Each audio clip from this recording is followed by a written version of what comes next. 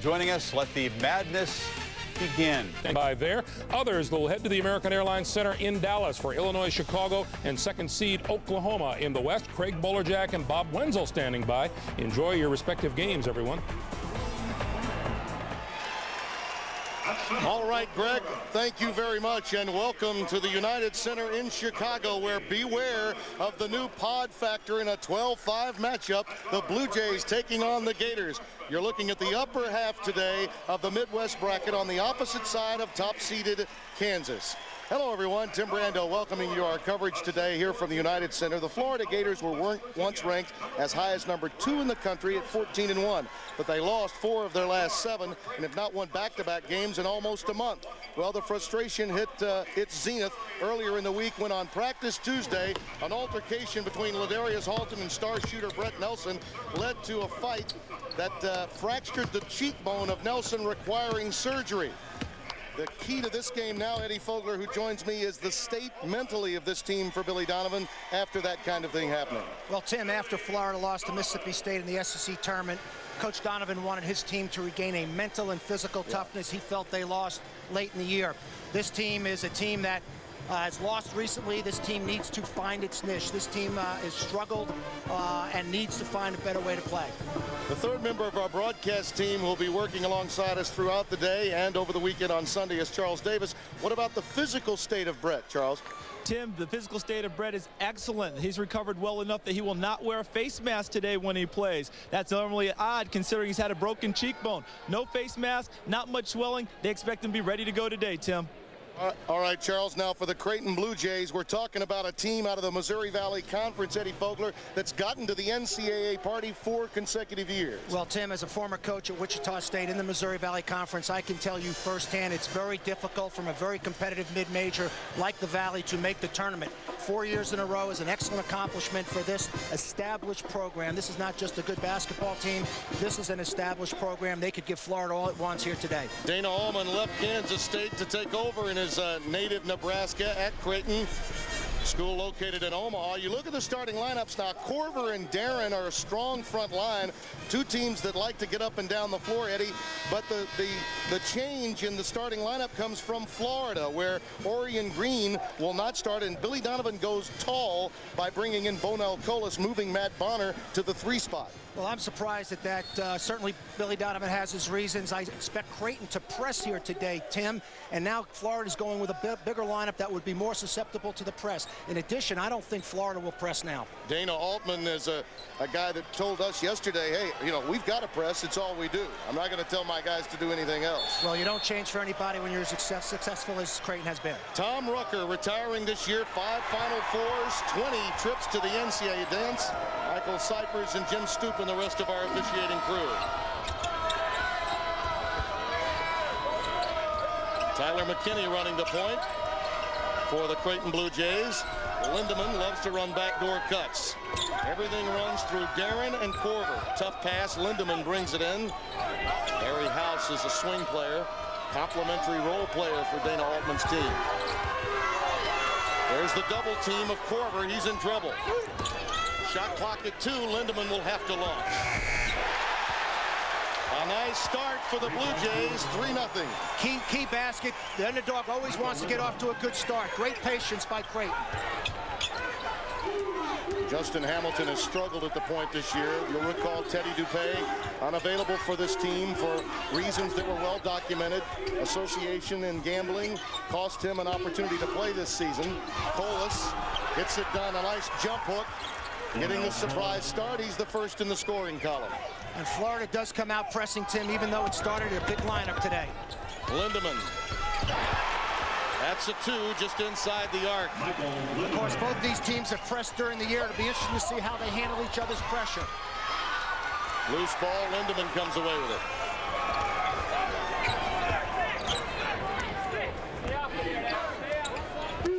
Creighton runs a 2-3 high spread offense with a lot of different options. Looking to get a backdoor there off the flex cut under the basket. Florida Gators with the largest enrollment of any of the schools in the SEC, better than 43,000. Team, as I mentioned earlier, that got its way to the national championship game a couple of years ago, losing to Michigan State. And Billy Donovan has really built a juggernaut in Gainesville. Nelson with a ball fake. Can't get that one to drop. Long rebound to Tyler McKinney.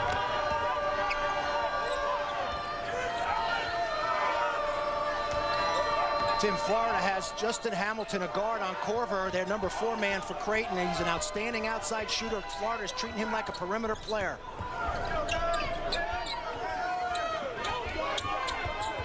House looking to make a move on Colas. Nice defensive work by Bonell, and on the outlet pass, it's Nelson on the run out. Excellent look up the court by Udonis Haslem. Terrific pitch ahead.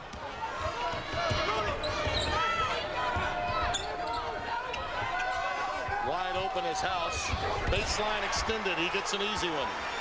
Here Creighton sets in a 3-quarter court 1-2-1-1 half-court press, trying to disrupt the Florida natural offense into their secondary break. Florida has to reset. Hamilton, not there. That's a shot that will oftentimes be there. He's got to be willing to take it, Eddie.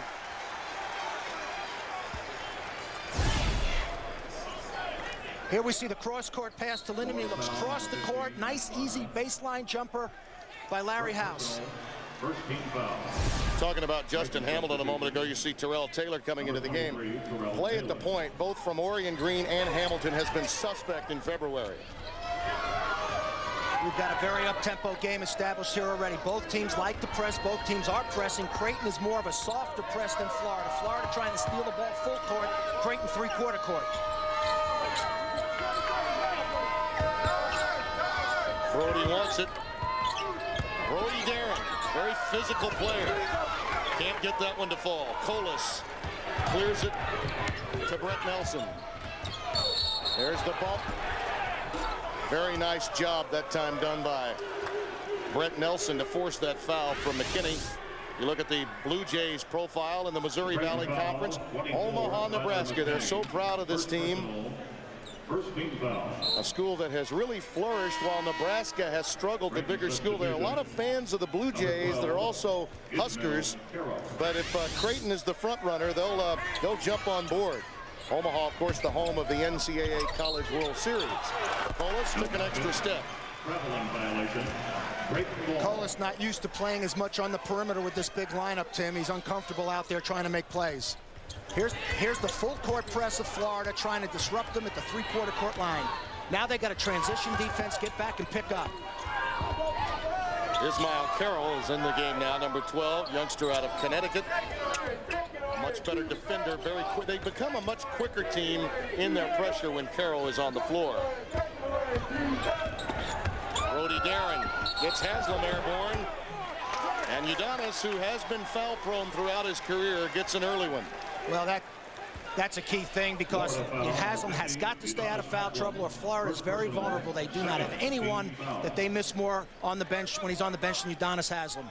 Florida goes 2-3 zone underneath the basket. They feel it's much easier to defend zone plays out of bounds underneath than man-to-man plays because, Tim, it's very advantageous to have the ball outside underneath your own basket. Corver will trigger it in. Now he pops outside. This is a young man. The stat sheet on Corver is absolutely incredible. Kyle, in the Missouri Valley Conference, in 11 statistical categories, is in the top 15 in all of them. That's amazing. That is amazing. There he is, off the back iron. Stays with it, though, but it's recovered by Colas off the deck.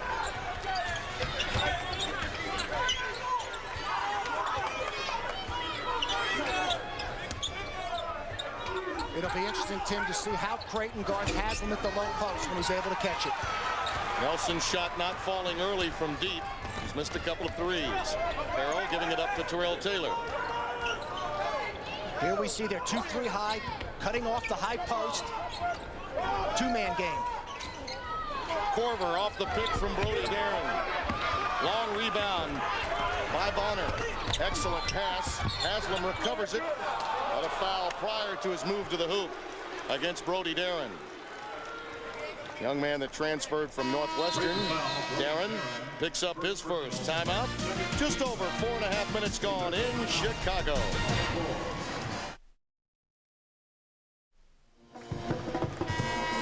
For Creighton to be be successful here today, they're going to have to beat the press. The key to beating the press is when the ball is entered, you want 3 near outlets across the court. The post-up is the key pass. Anytime you can make the post-up, you generally have the press beaten. Now, in this situation, they really don't have the post-up. There's the 3. The post-up clears out, but they still are able to move the ball up the court, go cross-court, and move the ball and set up in their 2-3 high offense. Really helps when you have big people that can handle it, as Korver can. Well, Korver's really a small forward playing big forward, Tim. Bonner, that one was deflected by Taylor. Hamilton rejected inside. Cola stays with it.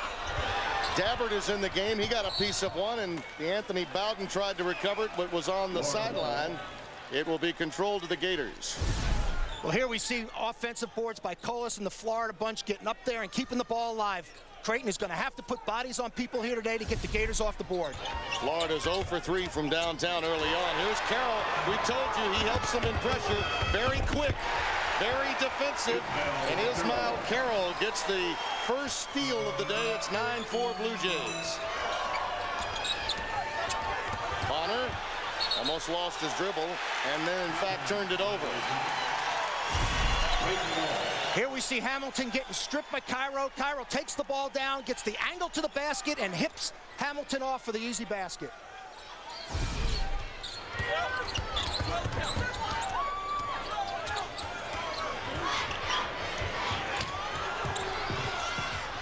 Again, Florida's pressure almost causing the turnover, but Ismail Carroll keeps it in front of him. Taylor, the 6th man of the year in the Missouri Valley Conference, couldn't get that one to fall. I believe Korver may have been whistled for over the back. Haslam will come back in. As we study Creighton's 3-quarter court press, it puts a lot of pressure on Bonner. Hamilton, the second pass back, will be to Bonner. It will make Bonner a ball handler much of the game. Nelson out of bounds.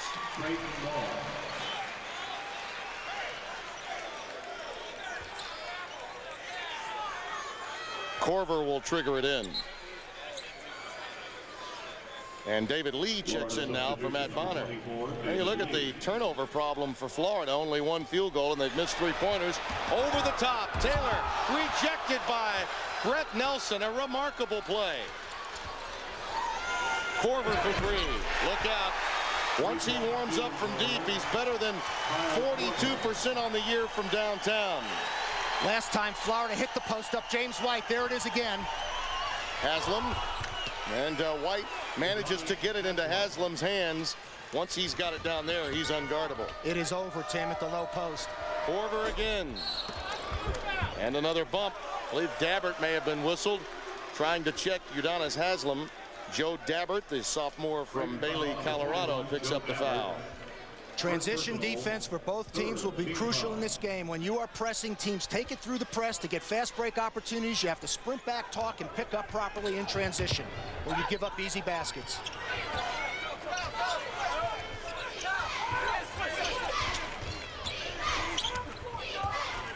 White has really struggled with his shot of late. Puts that one down, and that's important. James White, highly regarded freshman out of Hargrave Military Academy, struggled in the SEC tournament. Carroll, not there. David Lee. These freshmen are really being counted on today to play appreciable minutes. White saving it, but it was last touched by Korver, trying to make the play down underneath. Orion Green will check into the game, normally a starter, but with Cola starting by Billy Donovan going tall, he now checks in for Justin Hamilton at the point. Tim, this pace is up and down. I think it favors Florida at this point. I think they have more power on the offensive boards, although it's Creighton's pace as well, but I think Florida has the edge here early.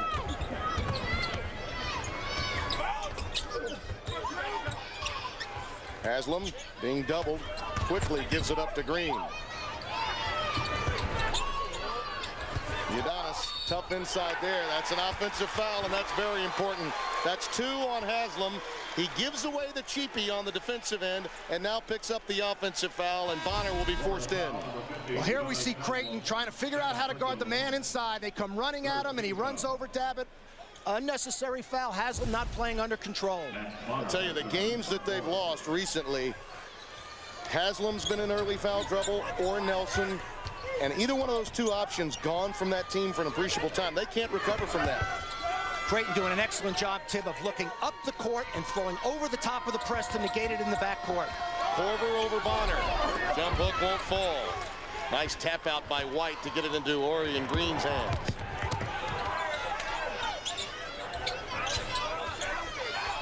Well, he made his first one. He's going to keep shooting until you check him. And the scouting report of late would tell you White has not been a factor. So they're giving him that three-pointer, and he's flushing them. Well, there we see Florida's press making Korver into a ball handler. Both these presses are getting the power forwards on each team to become guards in the backcourt, something neither team wants to have happen. Pretty entertaining to watch, though, isn't it? This is an up and down. It's an interesting game, Tim. Great pace to it. Korver with the dump down to Dabbert. Fouled by White as he comes over to make the play defensively. Joe Dabbert, just over 5 points a game, backs up at center. Fourth team foul. For Creighton, Joe Dabbert. Nice pick and roll by Creighton. It looked to me, Tim, that Florida tried to trap that pick and roll play, but did not rotate to play Dabbert going to the basket. Mass substitutions now. Ladarius Halton and Bonell Colas come in for Lee and Nelson. Korver leaves the game, as does DeAnthony Bowden for Creighton. Tyler McKinney and Lindemann back into the game. There's a timeout. An up and down game early. Both teams pressing, and the Blue Jays leading by 1. Just over 8 gone here at the United Center in Chicago.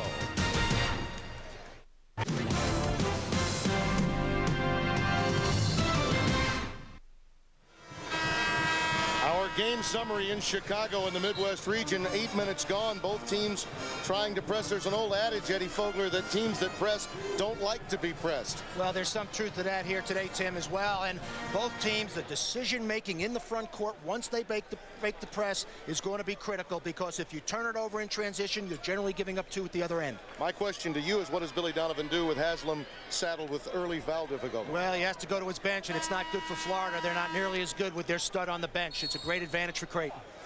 Particularly when you consider how strong they are up front with Darren. He's a wide body, a space eater in there. Dabbert's a physical player to go along with Korver, who's sitting now. Both the big people are out of the game now, so they're going inside with Joe Dabbert. With Haslam out of the game, allowing Korver and Brody Darren time to get a rest.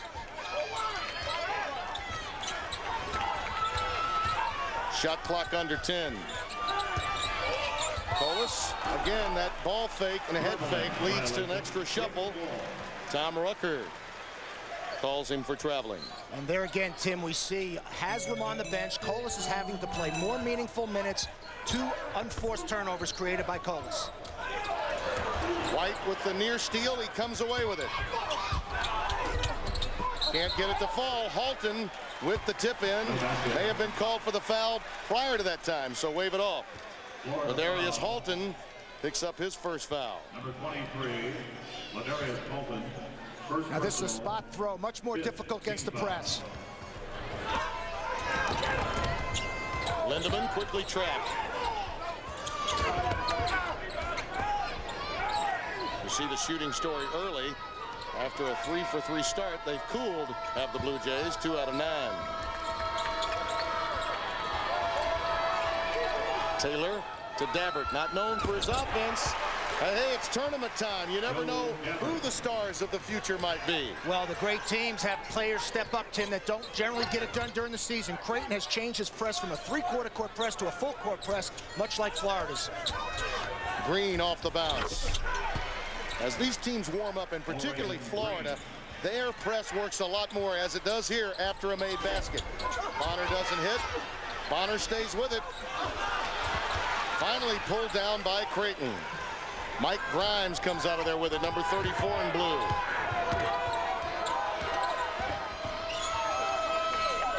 Florida's struggles this year have come in games when they did not shoot well. They have real problems getting the flow of the game going when they're not making baskets. They've still not led in this game, and we're halfway through the opening half. Florida to a 2-3 zone. Korver, their best three-point shooter for Creighton, out of the game. Florida decides to go zone, but gives up the easy one right in the middle of their zone. Nice duck under by Grimes. 17-14. Here we see Haslam becoming a ball handler. Creighton's press is bothering the fluidness and the motion of Florida to get into its half-court set offense. Alton off the screen. Oh, the bank is open early on Friday in Chicago. I don't know that you would call that one. I think you would. I was going to say bad shot, but now that's a good bank shot. 17-17. Taylor, too strong. Dabbert very active on the offensive boards, and yet another foul whistled inside. This one against Bonner. Here we have Halton coming off a weak side screen, squares his body, gets good jump shot into the basket. Great balance there for Halton. Goes shoulder to shoulder off the screen. Halton involved in that fracas with Brett Nelson. This is a young man that had really as much build-up coming in as a freshman in the same class with Brett Nelson as did Brett, and probably a little frustration for him. He did not play at all in the opening round game in the SEC tournament. He was not in a good humor when he got back to Gainesville, and a violation against Creighton, and Florida gets it back. And Creighton going back to the half-court, three-quarter court, 1-2-1-1 half-court press, making David Lee now a ball handler in the backcourt.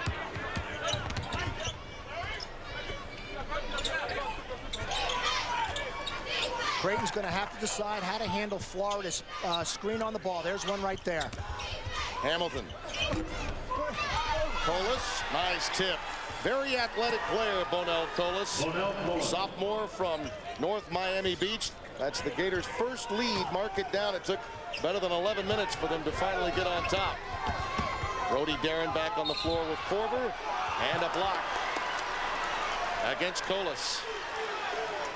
Check out the game centers for in-depth play-by-play of each tournament game at cbs.sportsline.com or on America Online. Enter keyword CBS Sportsline. Brody Darren gets to the free throw line. Tim, that's Florida's 7th foul already with 8:42 to go. Creighton will be shooting a one-on-one the rest of the way. Creighton has only committed 3 team fouls. That could be a big advantage going into halftime for Creighton. Korver over the back. Tom Rucker whistled him, and Tom had just gotten an earful from Billy Donovan about the foul earlier against Colas. One of the dilemmas for Billy D's team has been low post defense as it relates to foul trouble.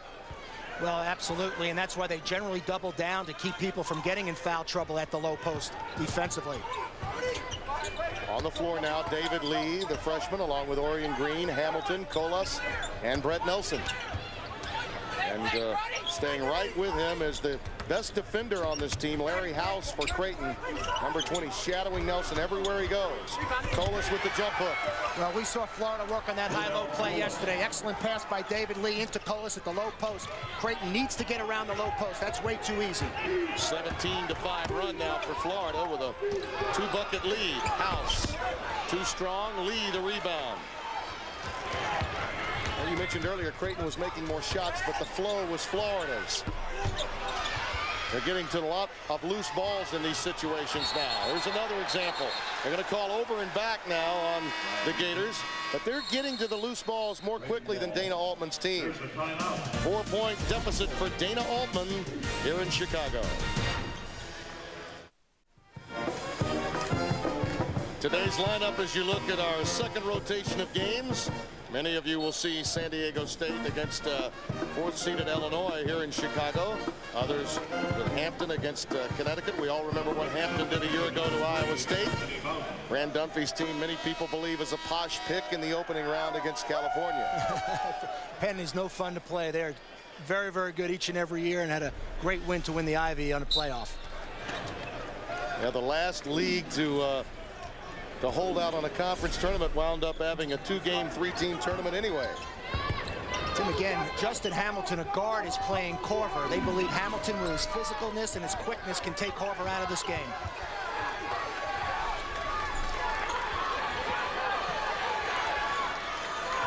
McKinney back on the floor, operating at the point, along with the Anthony Bowden, House, Brody Darren, and Korver. House off the bounce. Lee brings it down. That's an excellent defensive sequence for Florida. Dorian Green with a double dribble. See that lack of play at the point guard position at critical times has really bothered the Gators.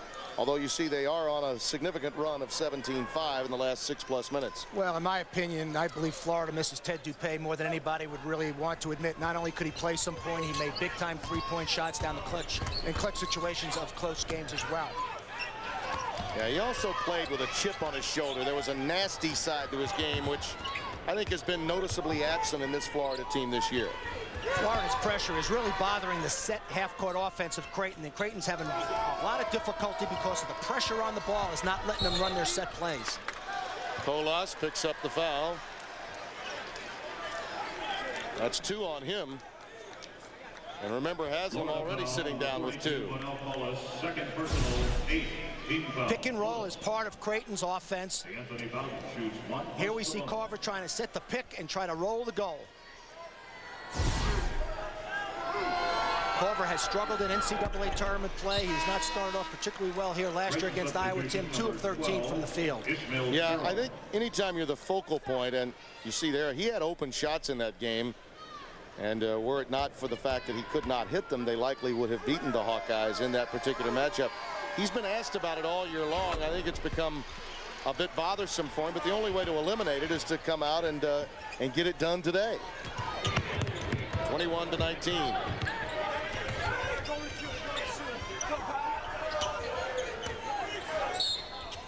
Carroll a little too physical there with Brett Nelson, but that's his nature. He's a defensive, hawking backcourt player and loves to create turnovers. Taylor will now check into the game for Creighton.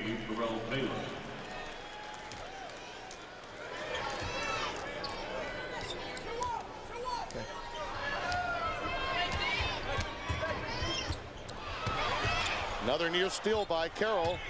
White with the jump stop. Carver in the passing lane. Almost taken away by the Blue Jays.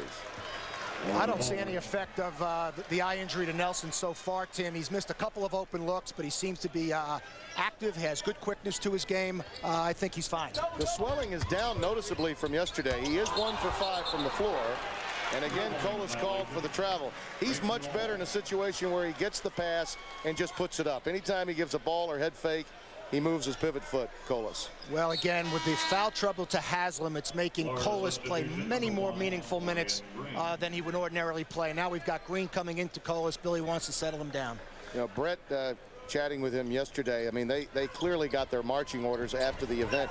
It would not have been a major news story, Eddie, were it not for the fact that he had to have surgery. When he went to the hospital, everyone in Gainesville knew, therefore, it became a distraction for them yesterday. Well, fights are part of practice, unfortunately, in college basketball. Billy's a competitor. He wants his teams to compete. Tim, my best teams had major altercations at times in practice. As long as it's not a personality conflict, if you're going to be competitive, you can get into altercations when going after it. Some have tried to make more of it.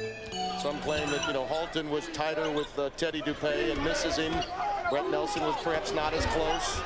But that's, again, hearsay that comes after an event like that requires surgery and causes media unrest. Nelson with the loose ball. Oh, nice work. That creates the open shot. Now that's Florida basketball, making the extra pass, penetrate, pitch, a good shot to a better shot, the extra pass. Green with a steal of Corver. Numbers now for Nelson. Back to Hamilton and the foul. The Gators have it going their way. There you see the frustration in Corver. Nelson penetrating in, gets into the lane, draws the defense, pitches, and the extra pass for the open 3 for James White. Nice play by the Gator players. Florida out pressing Creighton at this point. Now on a significant run. Leading this game now by their largest margin of 6, 25-19. And Florida is very, very small now there with David Lee as their center in this game. They have an excellent pressing team in the game now. Very, very small team for Florida. 21-6 run for them. That's given them this cushion here with just over 5 minutes remaining in the opening half. Tim, the pressure that Florida's putting on the ball defensively is totally disrupting the very set continuity Creighton offense. And they're handling the pick and rolls without a problem with Brody, Darren, and Corver. Taylor from deep. Carroll kept that one alive. Bowden finds Darren for the slam. Brody Darren. Offensive rebounding can cure a lot of problems.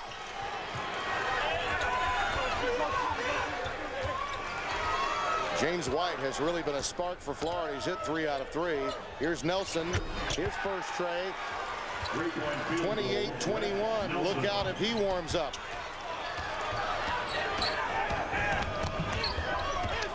Seven points, the cushion. Corver, not this time. Darren in traffic. They may have gotten away with a walk that time. A no call, but he may have taken steps. Bowden. Lee brings it down for the Gators.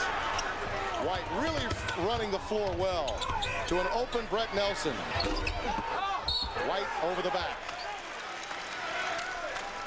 Now Creighton working the offensive glass. Well, Florida has gone small to get a better pressing team in, but you always see the dunk on the pass across after the offensive rebound. But now Florida is susceptible with their small team, Tim, on the offensive board, and Creighton's taking advantage. You get a feeling that from a coach's point of view, Billy Donovan is finds himself in sort of a counter-punching role trying to match up. Going into the game, he decided to go tall. Haslam got 2 early fouls. Then suddenly he went small, and that's when they became more effective. Well, now we have Orion Green as the power forward for the Florida Gators on the court. Tim, I don't believe I've ever seen this lineup play for Florida all year.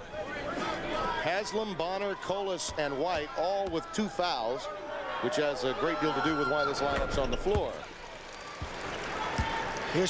Here's a young man shooting 89% from the foul line. 6'7". He's son of a preacher man. His dad and the family from California moved to Pella, Iowa, where he's the denomination is Dutch Reform, and we're told the congregation in nearby Pella, Iowa, very close to Omaha, Nebraska, is very strong. His mother was an outstanding player in old 6-on-6 Iowa basketball. She once scored 74 points in a game. Halton, the iron unkind, from deep for Ladarius Halton.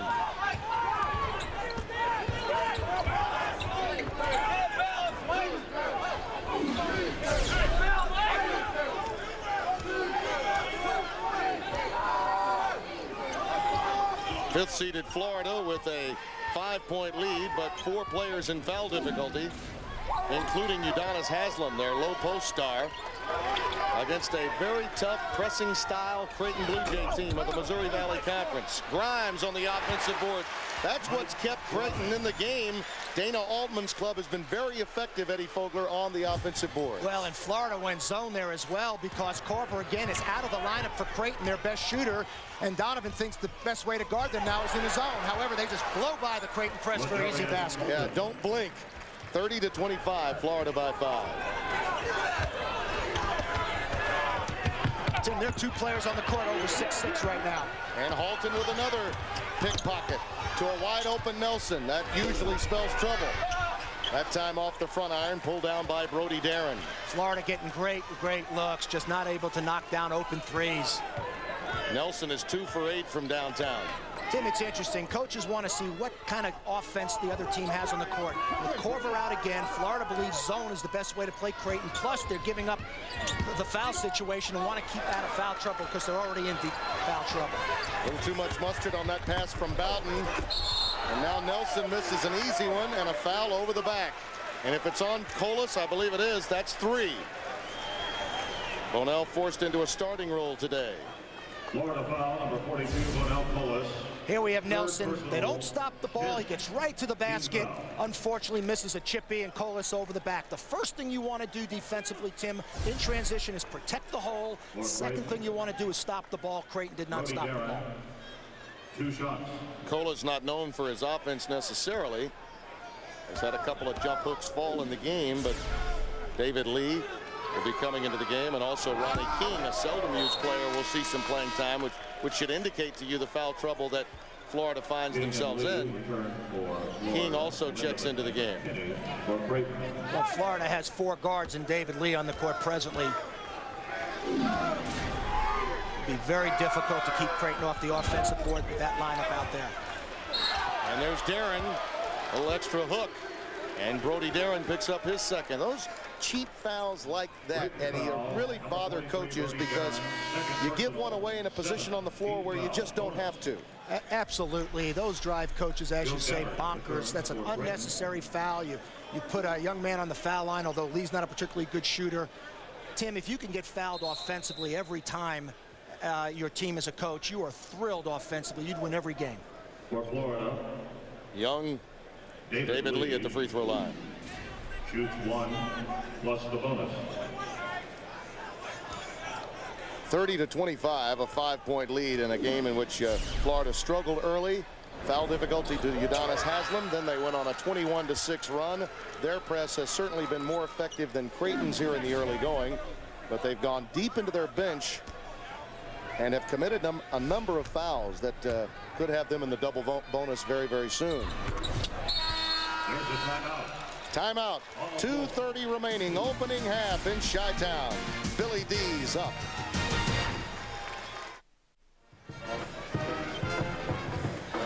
Billy Donovan, no longer Billy the Kid today, 36 years young, but oh, then he was Billy the Kid at Providence. And of course at St. Agnes on Long Island, outstanding player, winner everywhere he's been. Big-time star coach now. 7-point lead for the Gators, using their defense and their pressing style to turn over Creighton, a club that's used to doing the same in the Missouri Valley Conference. Tyler McKinney operating now at the point with Terrell Taylor, the 6th man of the year in the Missouri Valley. Can't hit the open jumper today. He's 0 for 6. David Lee had a wide open Ronnie King, did not give it to him. Does it himself in the paint, and this is a celebrated freshman who will only get better. Tim, if that's the first time you ever saw David Lee shoot a ball, you would swear he was right-handed. Yeah. That was a right-handed shot by a left-handed player. Incredible. He broke his arm, and during the period of about a year while his arm was in a cast, he worked on obviously shooting with the right hand. Now you'd swear he's ambidextrous. He is that good. Incredible. Florida still staying in the 2-3 zone. Let's see if they can keep Creighton off the offensive board. They're extremely small.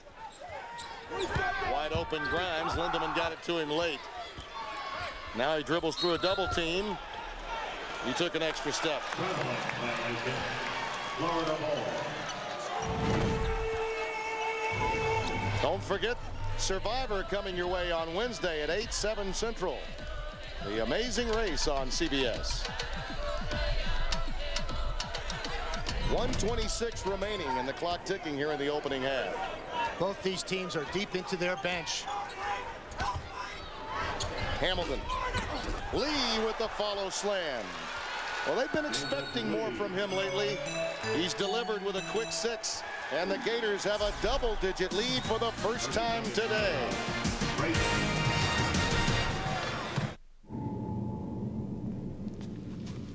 I need a car.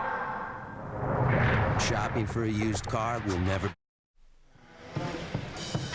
An 11-point lead for Florida, trying to take a bite out of the Blue Jays here in Chicago. Omaha, we're expecting a major crowd today. It's a sellout here at the United Center. I think the pod system is going to have a tremendous impact on the crowds here today. Although early on, Creighton seems to have more of a crowd than Billy Donovan's team. Well, they are closer, Tim, although Florida fans travel very, very, very well. But Creighton has a nice-sized crowd here, as you indicate. But it's not a factor right now. Florida taking it to them. Korver back on the floor. Kyle Korver, they have got to find a way to unleash him. I think the move of the day by Donovan has been putting Justin Hamilton on him.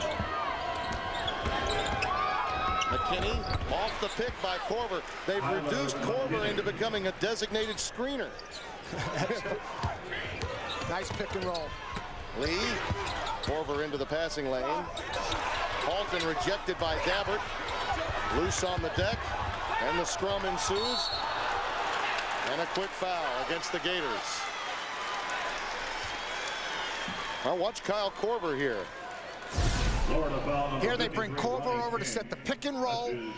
Hamilton hedges out, doesn't stay long enough with Lindemann. He gets into the lane for the easy jump shot. Pick and rolls, guarding ball screens. very, very difficult, and there's a number of ways to do it. Coming up at halftime, Greg and Clark will have scores and highlights, live look-ins, all on Singular at the half.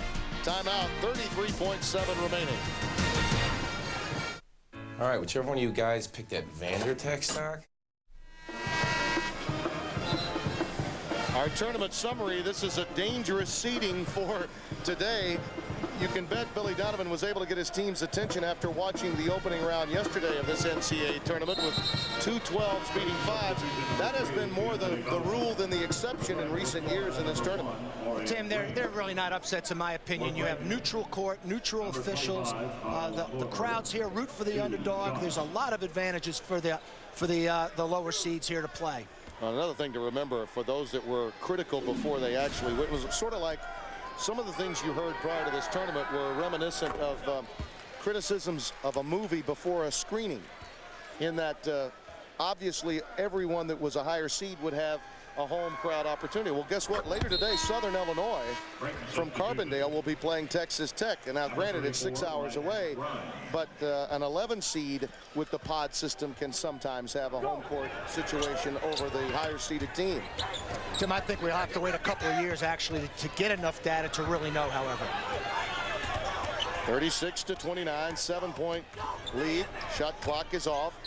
Florida holding for one. 9 different Gators have scored in the opening half of this game. In fact, those 9 different players have come up with a lot of points, particularly in the case of James White when he came into the game. Nice slash to the basket by Orion Green with a foul. Goes against Michael Lindemann, the co-captain, along with Kyle Korver of this Creighton Blue Jay team. Green just too quick off the dribble. Lindemann's feet cannot keep the ball in front of him. For Florida, Lindemann is the only player that has started every game this season for Dana Altman. You know, eyebrows were raised, Eddie, when Dana left Kansas State as head coach. They had beaten Kansas at Fog Allen Fieldhouse, and then he left for Creighton in the Missouri Valley. I guess at that time it was the Big 8. Many people thought, why would you leave a Big 8 school for a Missouri Valley? Well, Dana's homespun. He's a Nebraskan, and he also has a very good situation with his athletic director and the president of his university. And Kansas State has not been the same since he left either, Tim. No, that was the last time they beat Kansas at home or on the road. Lindemann. The tip at the buzzer by Grimes. So some added momentum for the team from Omaha to close the half, trailing by 7. Let's go to Charles Davis. Charles? Coach, you know, in the first half, did you make a conscious decision to get more bench players involved? 9 guys have scored for you. Well, our bench played well, but obviously Udonis Haslam and Matt Bonner, 2 of our stars that play a lot of minutes, were really plagued by foul trouble the whole entire first half with 2 fouls. So our younger guys and some of our bench stepped up and gave us some great minutes. All right, Coach, thanks a lot. Thank Good luck you. second half. 7-point lead, 38-31, and again, work on the offensive boards, keeping him in it. Well, here we see Creighton getting inside position, actually boxing out David Lee. All right, we'll return to Chicago after this word and at halftime. Singular at the half coming your way. Greg and Clark, you're watching the CBS Sports exclusive coverage of the NCAA Championship. Ladies and gentlemen, for your halftime. Some games at halftime, others just resuming play. We will take you to some live action this second day of the NCAA tournament coming right up. CBS Sports presents Singular at the Half, sponsored by Singular, the wireless company that supports self-expression nationwide. Hi, everyone. Welcome once again to our studios here in New York. Singular at the half. I'm Greg Gumbel, along with Clark Kellogg, and our score at the break. The Florida Gators leading Creighton by a score of 38-31. And we've been talking all morning about whether or not the little incident in practice has been a distraction to the Gators or not. It hasn't been so far. They've gotten excellent play from their bench. James White has come off the bench to score 9. Kyle Korver, the leading scorer for the Blue Jays, unable to get his game going. He needs to get going offensively for Creighton to make a run in the second half. All right, Clark, in Dallas, coming up in our second round of games here this afternoon on CBS, you will see the number 2 seed in the East, UConn, take on Hampton. You'll also see the 4th seed in the Midwest, Illinois, up against San Diego State. We thank you for joining us here on Singular at the Half. Coming up next, the second half of your game between Creighton and Florida will send you back, or rather Illinois, Chicago, and Oklahoma will send you back in just a moment. CBS Sports presents Singular at the Half, Sponsored by Singular, the wireless company that supports self-expression nationwide. CBS Sports exclusive coverage of the NCAA Basketball Championship is sponsored by Chevy Trucks, Sprint PCS, American Express, and by Bud Light.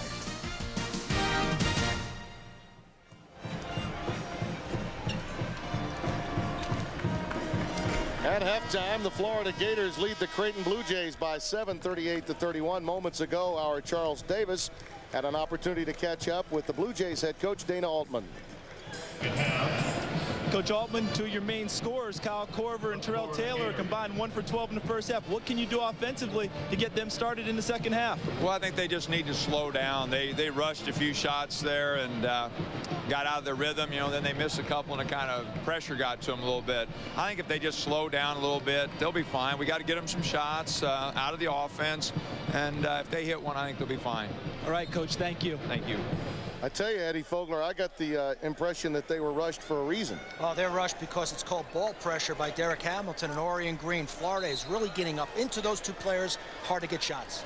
So what do? I mean, obviously, if you're not going to be rushed, how do you keep from being rushed and create open shots for Korver? Well, you need to screen for him a little bit more. You have to have a little bit more patience as well in the offensive end. Well, I mean, when you look at the numbers, and Charles mentioned it, a collective 1 for 12 for their two sparks offensively.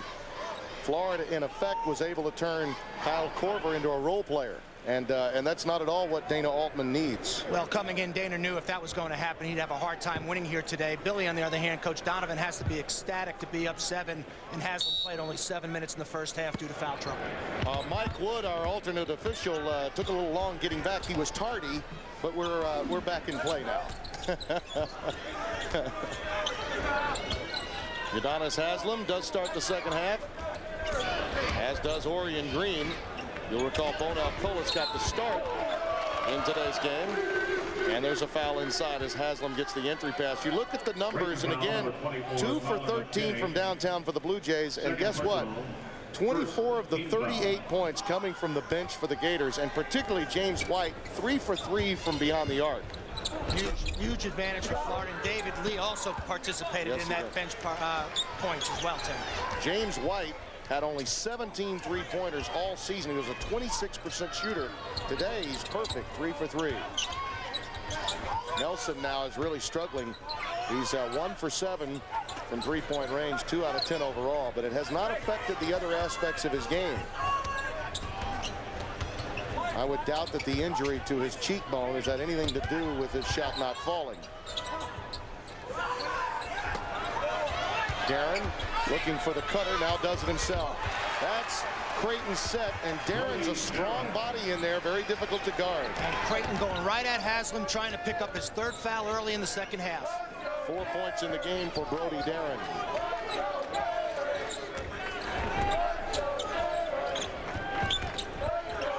Bonner gets the entry pass. Nice work by Darren. Very strong upper body. Bonner is 0 for 4 from the floor. He's failed to scratch. One of the most improved players in college basketball this year. So the coach is taking away some of the stars in this game. House. High arching off the window. Out of bounds. It'll be controlled to Creighton. Dana Altman trying to pick up Haslam's 3rd foul early in the second half. He reverse pivots, creates an angle, and scores off the board. Haslam can't foul. Brody Darren played for Kevin O'Neill for a year at Northwestern before transferring over to Creighton. House, little jump hook.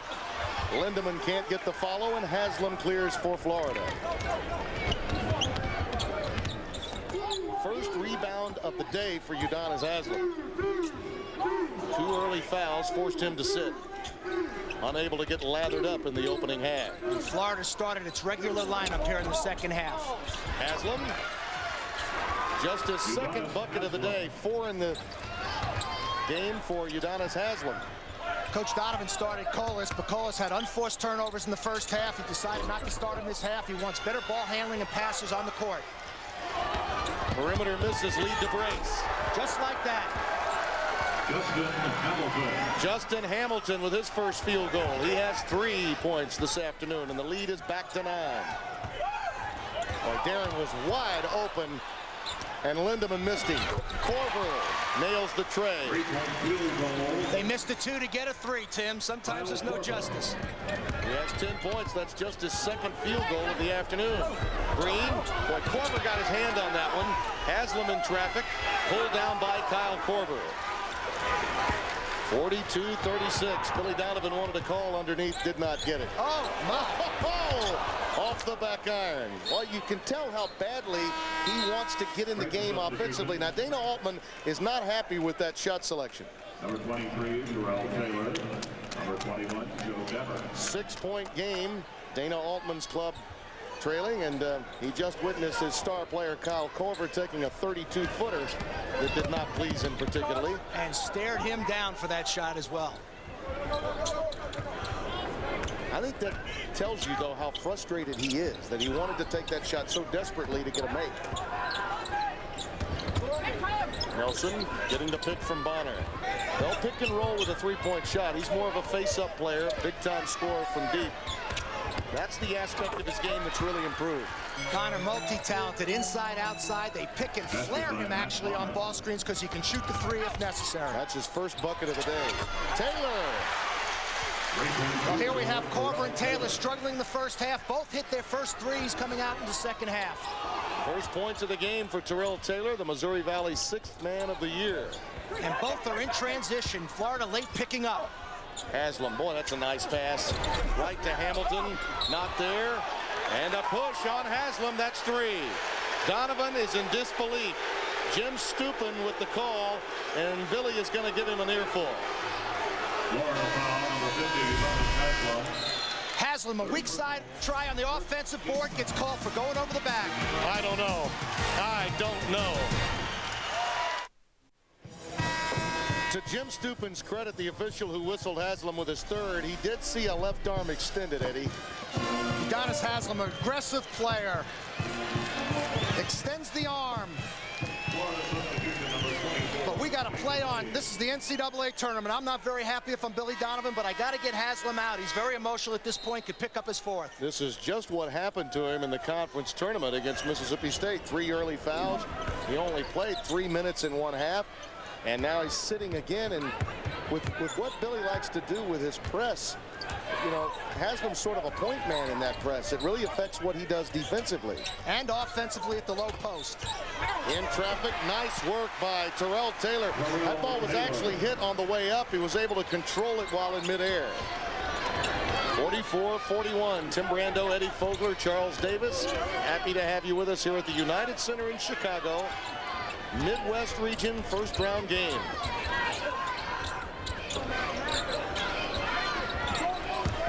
Bonner. Lee, who's been very active off the bench today, gets to the offensive board and a foul, the end result. It'll go against Creighton. Tyler McKinney picks it up, and again, coming up next, many of you will see San Diego State against 4th seeded Illinois. They will have a tremendous crowd advantage in that game. Hampton, Connecticut. Penn, California. Hawaii against Xavier. Well, the Rainbows have an outstanding team. Riley Wallace's club, a true foreign legion. Absolutely. Beat Tulsa 3 times during the regular season, and we know how good Tulsa is after their win last night. That's right. Predrag Savovic. You've heard of Boban Savovic of Ohio State. Well, its brother Predrag is a tremendous talent that many people have not seen on the mainland. 45-41. Lee with 7 points and 7 boards in just 10 minutes. Now they're going to Korver, posting up the smaller Hamilton, trying to get him unleashed here. Ball is deflected by Lee. Again, the freshman starts it. Carroll into the game, a good defender, but Bonner's 3 on Nylon Song. His first from downtown. And after the made basket, here comes the pressure. Lindemann has a 2-on-1, right to Dabbert. And Green tried to save himself. Dabbert getting a little physical, but the officials very quickly break it up. The veteran Tom Rucker gets in there. Here's the defense, the trap with deflection, active hands. Orion Green pushes it down the court, bobbles it, but finds an open Bonner who can knock down 3s at 6'9". He's Lambeer without the attitude. Ryan Bonner is something special from downtown. 48-41. That was Matt Bonner's 46th three of the year.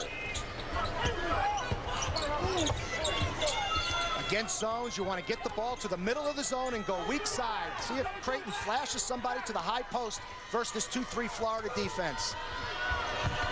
Shot clock winding down. Korver steps out for the tray. Now look out. He took a 33-footer a while ago that Dana Altman was not happy with. He'll take that. He has 13. He's the kind of guy, Eddie, that's going to get his points even on a poor day. He's too good a shooter, getting too many good looks in transition. Florida has got to find him in transition, or he can bang those home all night long. Bonner goes finger roll. Does not fall. Dabbert clears it. Brett Nelson, I beg your pardon, taking it to the rack. A couple of finger rolls by Brett have not fallen. He's missed a couple of layups today.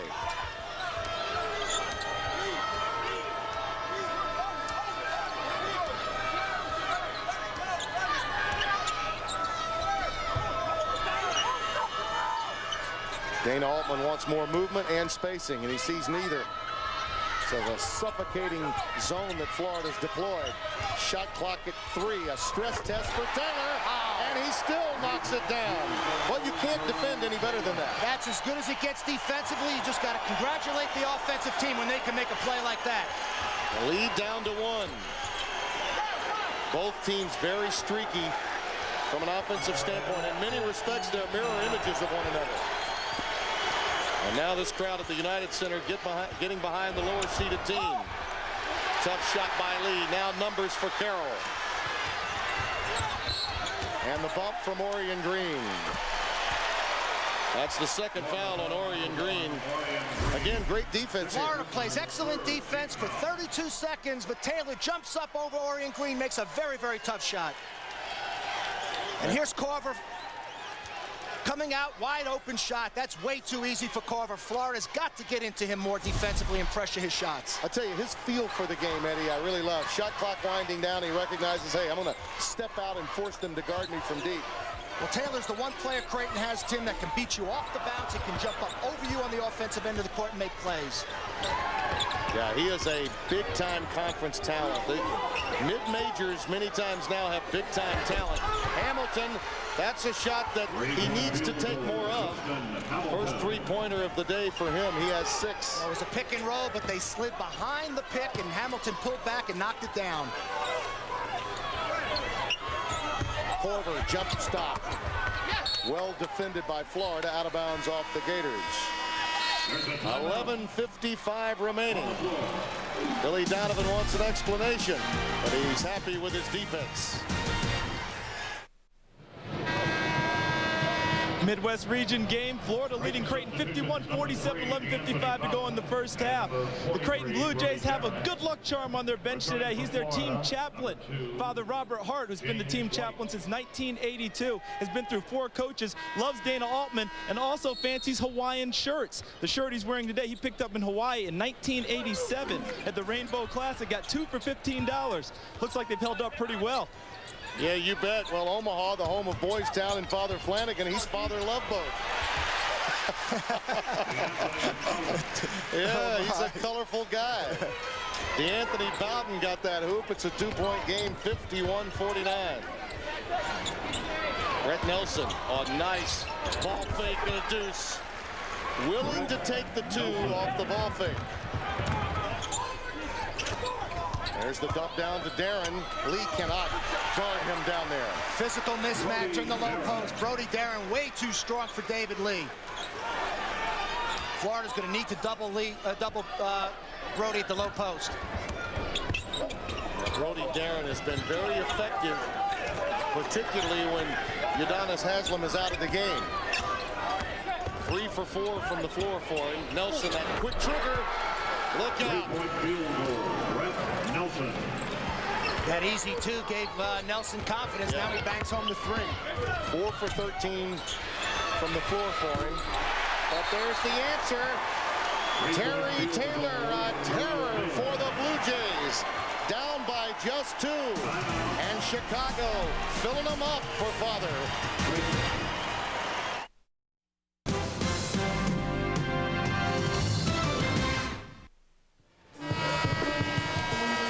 Creighton now going inside and outside. Here's Brody Darren just schooling David Lee, a freshman who needs to get in the weight room one-on-one at the low post.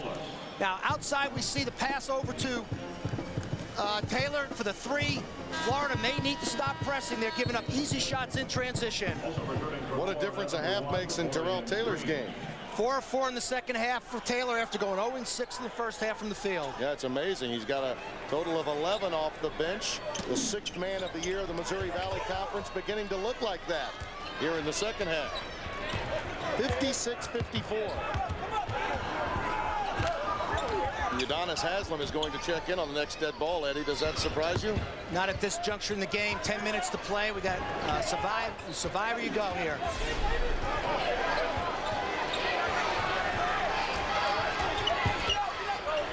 A 2-point game with clubs that mirror images of one another. White misses his first try of the afternoon. He was 3 for 3 from downtown in the opening half. But it's a 2-point lead, 56-54. Gators, and now White picks up a foul against Ismail Carroll. The Blue Jays on a bit of a run to open the second half. They trail by 7. That's the 3rd foul on White. And Coach Donovan has seen enough. Haslam and Bonner back into the game. Dana Altman's team very much into the fray, and Donovan having to deal with foul trouble.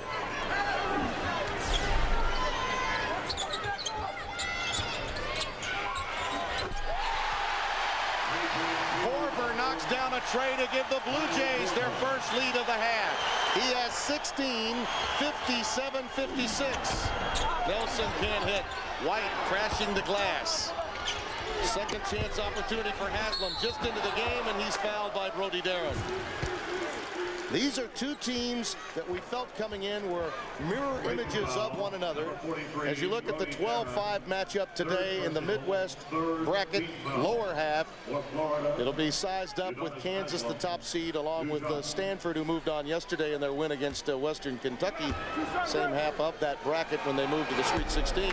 But Eddie Fogler, what we've seen are two teams that love to press, an open floor game, but coaches that get caught from time to time with matchup problems in the low post.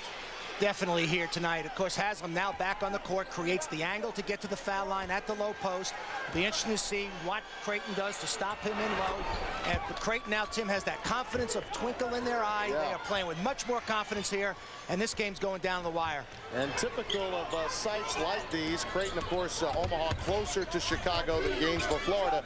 But I think more because they're the lower seed, Illini fans that are beginning to fill the building, siding with the Blue Jays now. Here's where the underdog has the home court advantage. I don't care where it's located or what the seeds are.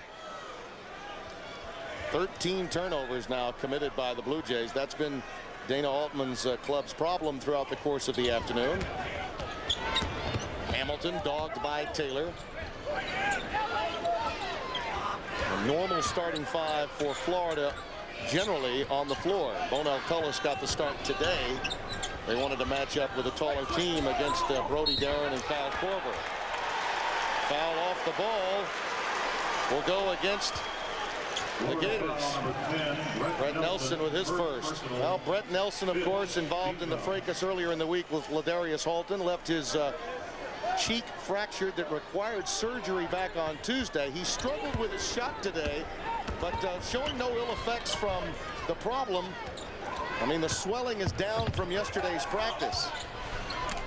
Gators turned the ball over just once in 17 minutes. That's been one of the real pluses for their team through the course of today's game.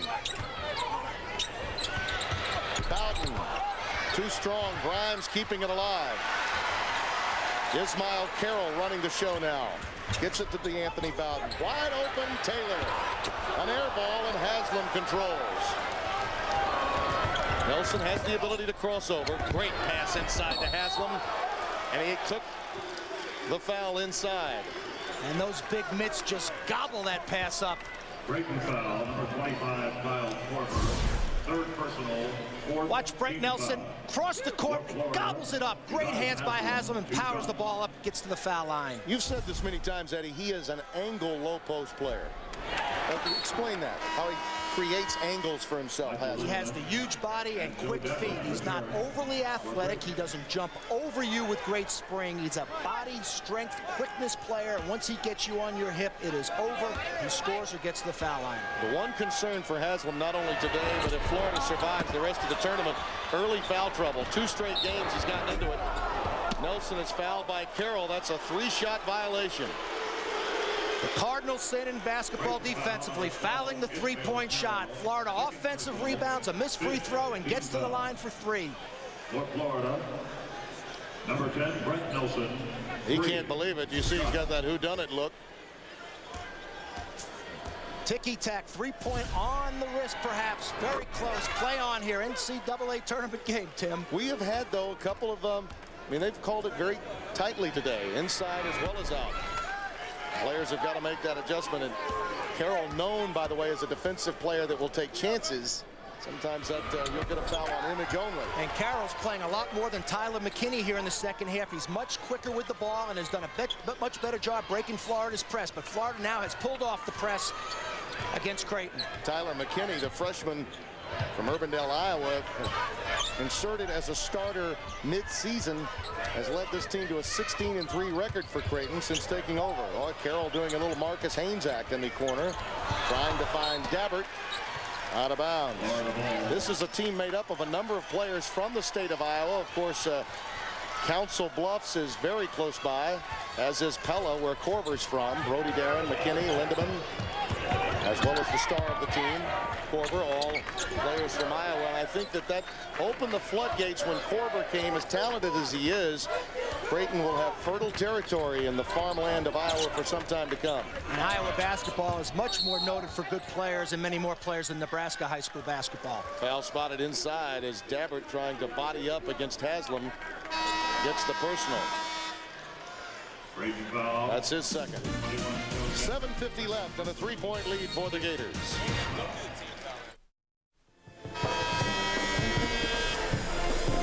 You see our game summary, 60-57, Florida with the lead in a game that's been back and forth. Tim Brando alongside the old coach, Eddie Fogler, and I can see how excited you get with these matchup problems. Whenever they go to their benches, both Donovan and Dana Altman, there's going to be a discrepancy in matchups. Well, both have good depth, but of course Haslam is the key. If he picks up his 4th foul here anytime soon, it would really hurt Florida. Udonis Haslam back on the floor, and this is winning time under the 8-minute mark. Bonner up high, always looking low. Brody Darren choosing to front Haslam. Nelson, a runner. Oh, the iron unkind that time. Inside to Green, too strong. Haslam and bodies by Nautilus collide. Darren and Udonis Haslam. There's a lot of strength in that upper body for both. Great foul, number 43, Brody Darren. 4th personal, 7th team foul.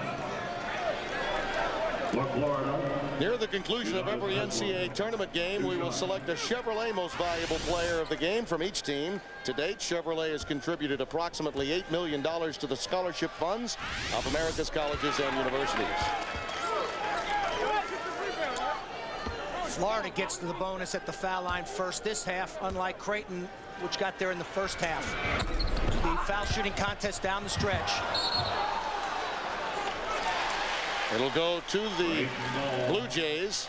By the way, Brody Darren did pick up his 4th foul, so that will be worth watching inside because they won't be able to defend Haslam as easily with Darren saddled with 4. Well, you can be assured Coach Donovan is going to pound that ball inside to the big stud on the offensive end of the court.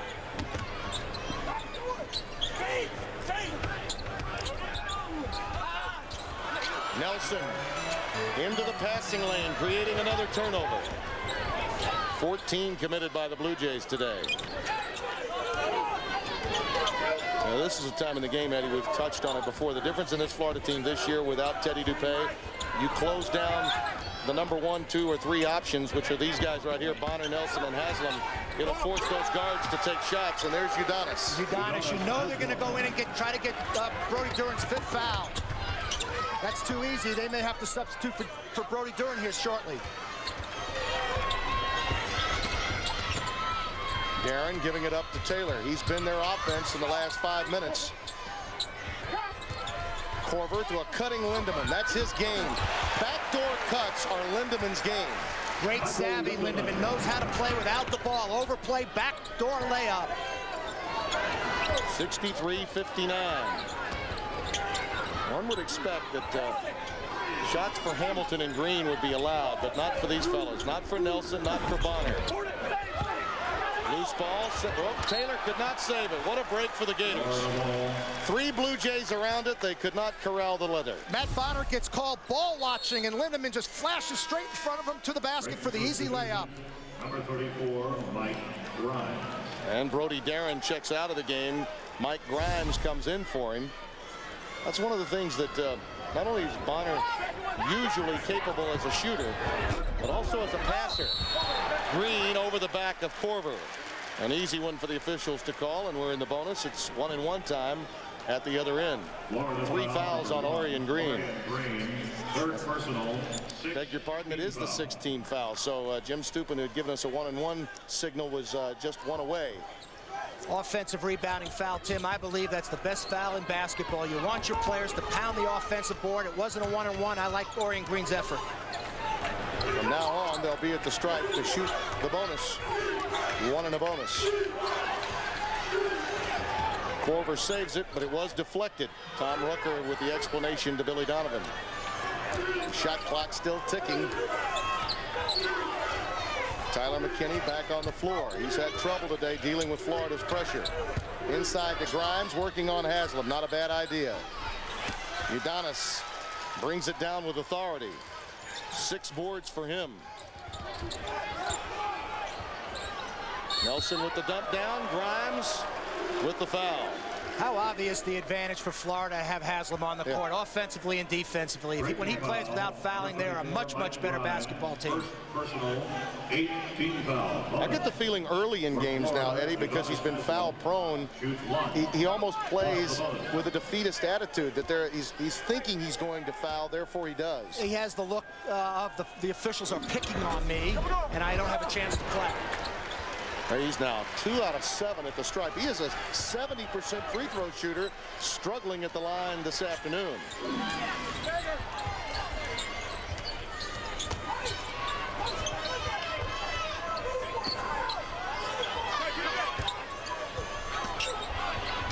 Grimes trying to create space. Gets it back. 3-second violation against Grimes. Well, Grimes obviously is not the low post presence of Darren, and Haslam doing a much better job playing straight up, principle of verticality, not reaching down to commit any silly fouls. Dana Altman pointing out to Tom Rucker, you know what, that was a 3-second violation, but Haslam is doing the same thing on the other end.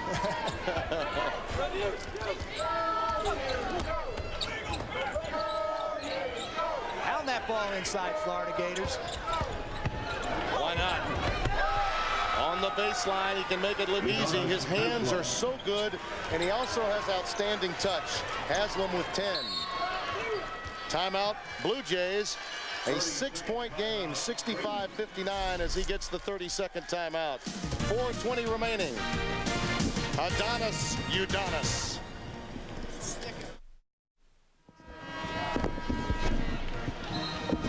65-59 with 4 minutes and 20 seconds left. Oh, they're colorful, enjoying themselves here in Chicago. Udonis Haslam with 8 points in the second half, and particularly at this time of the game, Eddie, when it slows down and becomes half court, as you said, you really want him on the floor. Absolutely. It'll be interesting to see when Coach Altman brings back Darren to play Haslam. Grimes is a mismatch in the low post trying to defend him. Brody Darren, whom you mentioned, saddled with 4 fouls, is on the bench. So it's Corver, Grimes, McKinney, Larry House, and Terry Taylor on the floor. Hamilton has really given Corver a hard time. That's the defensive move of the day by either one of the coaches. That's called scouting, watching tape, figuring out a way to take the best player on the opponent's team out of the game offensively. Justin Hamilton can really slide his feet. A very powerful athlete. Green. Haslam again on the glass. Tried to reverse it. Out of bounds. Last touched by the Blue Jays. On the floor. Still a 6-point deficit facing Dana Altman's team against the Gators. Eddie, sometimes there are things you can't coach but can recruit. You cannot teach quick feet. When coaches look for defensive potential of players, they want kids who can slide their feet. Justin Hamilton, quick feet, powerful body, really challenging Corver here today. Look at this scoring drought. 1 field goal in the last 6-17. Corver and Taylor did get untracked offensively in the first 10 minutes of the second half. Blue Jays led this game the first 11 minutes. And the Gators took over the last 9 minutes of the first half. Creighton has made runs, led briefly at 57-56 for 20 seconds, but the Gators have been on a 9-2 run since to reclaim the lead. And Brody Darren back in to see if he can contain Haslam at the low post. You know Florida's going to try to go inside. Nice high-low move. Corver got his hand in there to slap it away. He's a complete player.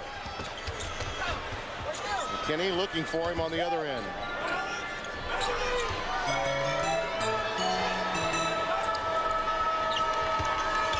Taylor running curls, but Hamilton on the switch can't get him. Now Nelson is stuck with Corver. Probably likes this matchup. Down low, now in traffic. Nelson again forces another turnover. Corver asking for a foul. He didn't get it. Haslam blows past Corver and collects yet another foul underneath. Get complete tournament coverage at cbs.sportsline.com or on America Online. Enter keyword CBS Sportsline. Our stat of the day, well, turnovers. And Florida not committing many in the last 23-45. And Brody Darren is just fouled out. That's his 5th. Big loss. Watch Brett Nelson try to hold his ground. Deflection. Could have been a foul. Tough call. Or in that case, no call. No call. You can see, though, the difference in Corver backing down Brett Nelson as trying to back down Hamilton. You cannot back down Hamilton with his physical presence. You know, Darren picked up, much as Udonis Haslam does from time to time, Eddie, cheap fouls early. And boy, in a 40-minute game, those are the ones that come back to grab you. And Coach Donovan talked perhaps not even starting Haslam in this game because of the fact that he was worried about foul trouble. But how about Haslam just attacking the basket this last possession and going to the hole and getting to the foul line? Something that I'm sure Dana Altman will point out at the end of the games. You know, coaches are great at remembering box scores. And Florida has gotten to the stripe, Eddie, 12 times in the second half. Now, they've only hit half of those free throws, 6 of 12 as a team. Haslam's now 3 out of 8. Attack the glass. The senior does not want this to be his last game with a Florida jersey on. But Eddie, Creighton has not gotten to the free throw line the entire second half. After Florida being in severe foul trouble the first half. Interesting note. Tyler McKinney operating at the point. This is almost a must-score possession. Taylor for 3. He answers, rattling it home in a quick 3. Give Dana Altman's team credit. It is a program. They've been to 4 straight. They know the system. Find your first option. We'll be back. Earlier in the game, Florida had 8 minutes deep, 4 players with 2. Those same 4 only with 3, with just over 2 minutes left in the game. Meanwhile, Brody Darren fouls out because, again, Haslam is too big of a load. Well, the foul trouble has reversed. First half, Florida found itself with problems. Now, second half, Creighton has huge problems with Brody Darren on the bench. 2:28 and counting. Creighton still has 1 full timeout remaining. Florida with a full, but 3 30s. They have the lead. They just as soon the clock tick. Hamilton with Nelson, Haslam, Orion, Green, and Bonner on the floor.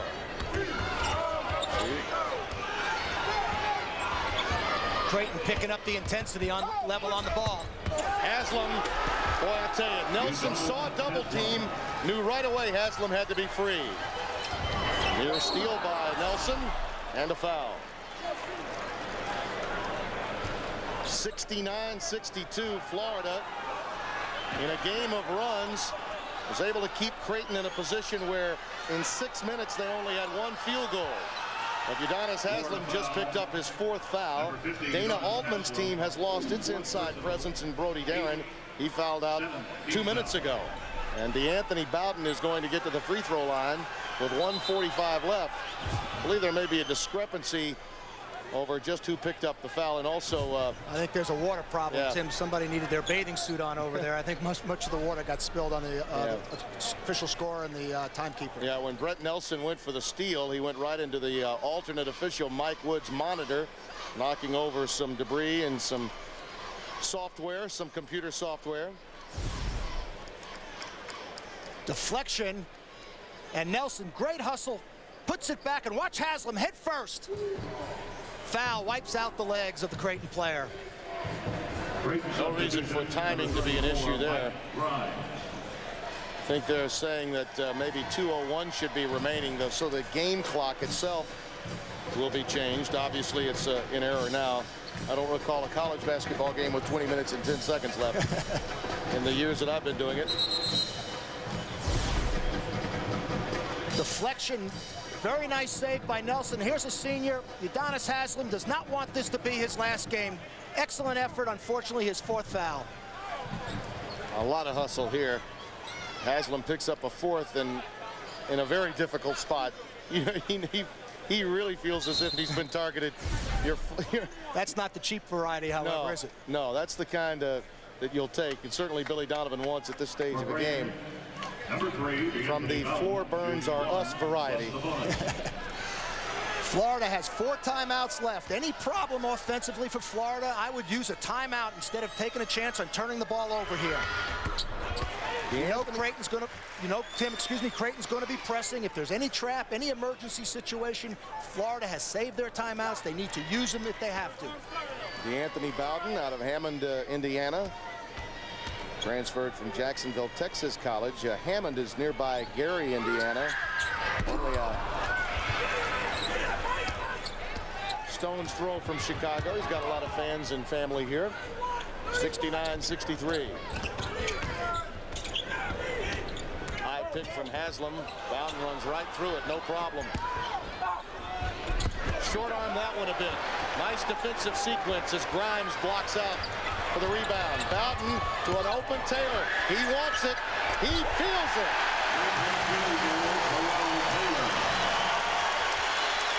He is TNT, igniting this Creighton team. 17 for Taylor in the second half.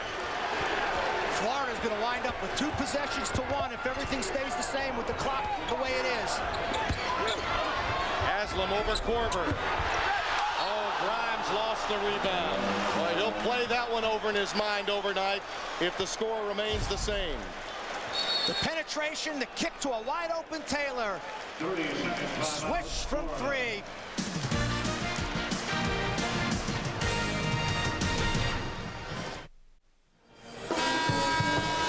You look at our game reset. The possession arrow is to Creighton, which is important with the kind of pressing style we've seen on the floor. You're Billy Donovan with time remaining with a 3-point lead.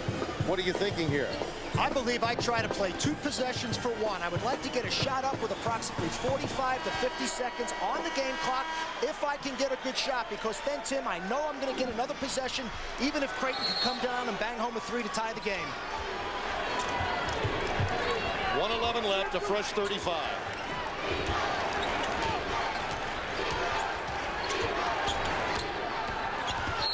Creighton extending that defense, and they get the turnover. Boy, Terry Taylor and Dana Altman surprising Hamilton in a key situation. Here's another young man like Hamilton who can slide his feet. Taylor, but this time he's doing it to Hamilton. He keeps his head over the ball for the 5-second violation. Turnover. Here's Miles Carroll in the game running the point. Remember, Taylor 5 from 6 from 3-point range in the second half. Grimes in traffic. Out of bounds was Orion Green on the overplay. 17 left on the shot clock. 44 seconds on the game clock. You know Taylor is the #1 option with a 3-point deficit, but you can't forget about Korver. There's Taylor up top. He's been hitting them from the wing. That's not the place on the floor he'd like to be. Off the pick. Oh! 69-69. 24 points in the second half. Timeout.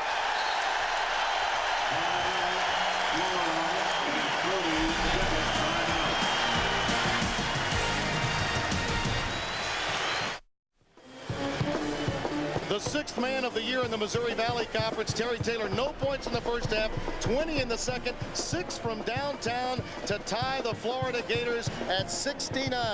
Wow, what a play. And in my opinion, Florida should have switched that ball screen to get more pressure on Taylor's three-point shot. Tim, Florida's going to play for the last shot of the game. They've got overtime at worst. What they want to do here is to get a good shot up with 3 seconds on the clock. If they miss it, they got a chance to offensive rebound once, offensive rebound twice, and win the game in regulation. Most of these games are won on follow shots, offensive rebounds, not the initial shot with 3 seconds to go. Creighton on a 10-2 run just after a 6-minute drought from the floor. Hamilton had that 5-second call earlier, and Taylor picks him up with extended defense. I'm looking for the high post pick and roll with Bonner out high. Hamilton's going to use the pick and roll to try to create off the dribble, penetrate pitch, pound it inside to Haslam or offensive rebound. Hey, remember Butler with Mike Miller? Similar on the run to a Final Four against Michigan State in the championship. Could we see a reenactment? Nelson in the role of Miller. Not this time. Loose ball. We're headed to overtime.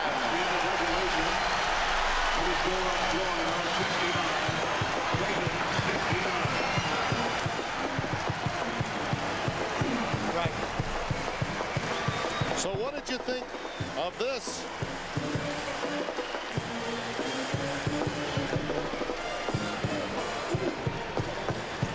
Nelson trying to draw the foul, drive into the basket. However, Creighton did a very good job keeping Florida out of what they wanted to do down the stretch of this game. Now, Billy Donovan got what he wanted, and that was 2 for 1. What he didn't want was a 5-second call that would lead to a three-pointer for Taylor. Well, Taylor's defensive pressure on Hamilton turned it around and enabled his team Creighton to put this game in overtime. 69-62 with 2 minutes left, a 7-point run to close it out.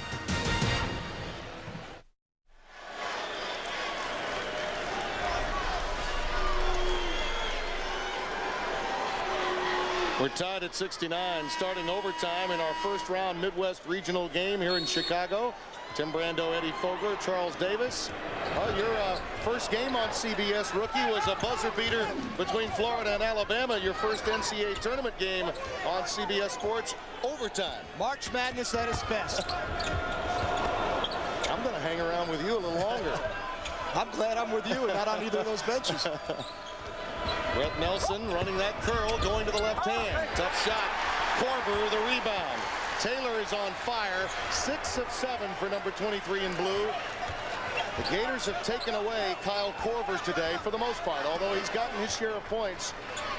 Green and Hamilton have done a number defensively. Now Hamilton has switched to guard, obviously, Terry Taylor. Grimes in traffic. And Haslam afraid to pick up the foul, backed off, and Grimes lays it in the hole. Udonis is playing with 4. Brody Darren, low post player for Creighton, already out of the game. He became ineligible with about 4 minutes left in regulation.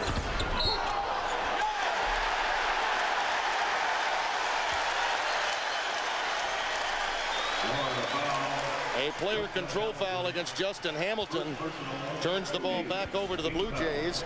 In overtime, they lead it by 2. They went on a 7-0 run in the last 2 minutes to force overtime. Terry Taylor hitting a big 3, and then Florida had a chance to win it, but Brett Nelson's runner was short. And that's a player control foul against Korver. Excellent work on the low block by Haslam with 4. And last time Haslam was afraid to play defense, Tim, and gave up an easy basket. This time he had to step out and take the charge, or it was another easy 2 for Creighton. Nice play by Udonis Haslam. The game summary really illustrates how this ebb and flow has been affected by runs. Both teams have been able to take the other out of what they want. Nelson really struggling with his shot. Korver keeps it alive. Now Ismail Carroll with numbers. Inside the foul. Orion Green against Grimes. Creighton beating the Gators at their own game. Excellent transition play, moved the ball up the court, pitched it ahead, made a nice play. Watch. Cairo pushing the ball up the court. Team speed here, very important. Nice pass, dumps it inside to Grimes. He gets fouled and gets to the line for 2.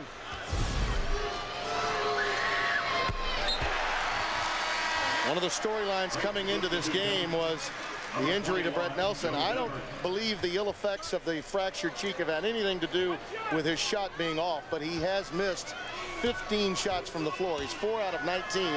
He was the go-to guy at the end of regulation. Now all of the momentum with the team from Omaha. 73-69 with 3:18 remaining. Florida needs to have some poise and patience to get the shot it wants. It needs to pound this ball inside to Haslam. Haslam in traffic. And Dabbert getting some help with Grimes on the low block. Foul will go against Dabbert. Creighton foul, number 21, Joe Dabbert. The Florida Gators have had so many close games. The SEC from the bottom up, the toughest conference, and the RPI would illustrate that. Those are last possession games, 4 of those. It's an incredible thing to consider. To lose that many games, we were there for one of them against Alabama. And a team that generally in the past has won those close ball games at the end. Florida substitution. See the difference in Haslam in the second half, but he has struggled at the line. He's 5 for 10 at the free throw line. It appeared as if prior to that late run when Taylor got hot, that Florida had control of this game when Haslam came back on the floor and when Darren fouled out. Number 22, Michael Lindemann. But Creighton had just enough deflections, just enough turnovers to get Taylor 3-point tries. And interestingly enough, Florida has gone big now with Bonner, Lee, and Haslam in the game. And his problems at the line continue. 73-70 with under 3 minutes left. Ismail Carroll. And that big lineup was put in to play a 2-3 zone. And David Lee's been very effective, the freshman coming in. There's Taylor. That's an offensive foul. Haslam again with 4, puts himself in a position to pick up a charge. Taylor out of control, trying to do too much too early in the possession. Udonis Haslam steps up and takes the charge.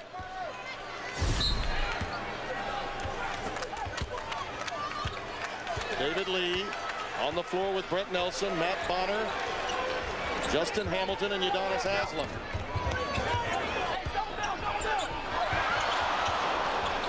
Nelson with a nice recovery of the loose ball. Somebody besides Haslam's going to have to be willing to make a big play. Yep. Bonner a runner. Boy, does he have versatility in his game. And there's a young man who's not afraid to step up. This 12th seed thinks it's a 1 seed right now, Tim. They're not an R anymore. They know they can beat this team.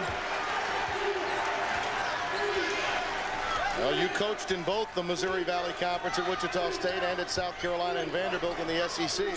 I'd say the mid-majors are doing just fine, thank you, in matching up with teams out of a power conference. Well, Taylor really wants it. They've been unable to spot him in that zone. Now he gets it. Shot clock at 1. Now that defensive change by the Gators really helped. Shot clock violation will go the other way. Excellent defensive possession by Florida. The 2-3 zone with the extra size that Coach Donovan substituted in, and getting to the perimeter shooters has been very effective here the last minute. Well, the former point guard for Patino and Providence Friar would make even Dave Gavitt happy with the defensive adjustment he made.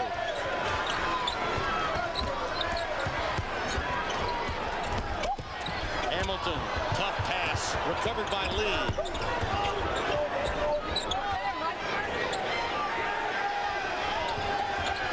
Nelson with a shot clock, winding down. Rainbow won't go. Haslam off the iron with 3 on the clock, and yet again struggling at the stripe, under 50% today. He'll have to go and earn it at the line. And Korver just picked up his 5th. Personal foul. So they certainly don't want a second overtime with Korver out of the game. 16 points and 6 rebounds for the star of the Creighton Blue Jays today, and it has been a long day for him offensively. Udonis Haslem, a warrior, works the offensive board, and with those great hands, gobbles up the offensive rebound, powers it back up, and fouls Carver out of the game. Oh. And is he happy about it? Yeah, and a little anxiety because he knows he'll have to earn it at the line where his travails have been well documented. Not easy at the free throw line when you're there at point-blank range. I'll tell you, I've watched this young man through the years grow and mature off and on the court, and he is really a heck of a guy. One of the great stories for Billy Donovan, of all the super players Donovan's had in building the Florida program, you know, Billy would even tell you the player he'll miss most to graduation is Haslem. Never takes a possession off, never takes a day of practice off, gets better and better as a fabulous worker. One of those outstanding stars that decided, you know what, I'm going to help build a program and stay 4 full years at Florida. If Creighton works the ball and has patience here, they could wind up with 2 possessions to 1 for Florida down the stretch. 1:10 to go. Yeah, and again, unable to convert both. He's 6 of 13 at the free throw line, tied at 73.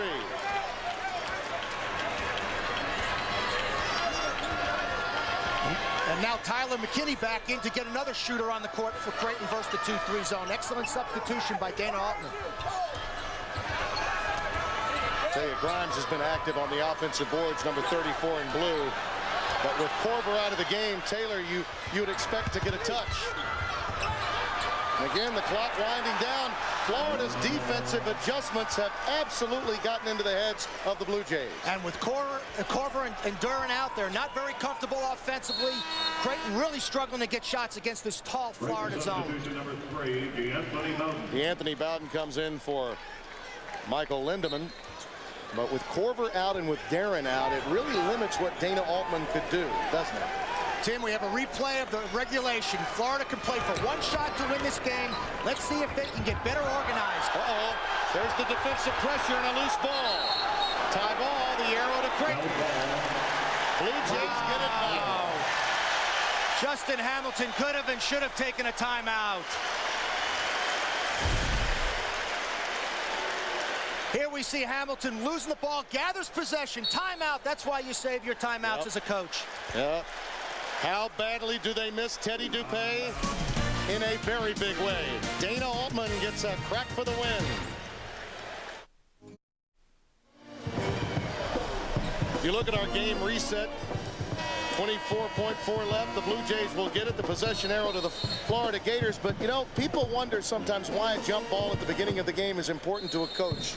Well, coaches set up jump ball plays at the beginning of the game, Tim, to get the jump ball. Because now, since Creighton got the opening jump ball, they get the extra possession. It is a held ball. It now goes back to Creighton. They got the opening tap, and by getting the opening tap, they now get the extra possession to win this basketball game. Dana Altman, well, that's sort of Dennis the Menace look of his. He appears to be 25 years young now. I told him he looked older when he was at Kansas State with a mustache. This is a moment for him, a chance to pull off a little March Madness miracle. Creighton again is going to want to try to do what Florida did, is get a shot up with 3 seconds to go and have a chance to offensive rebound this game. Florida staying in the 2-3 zone.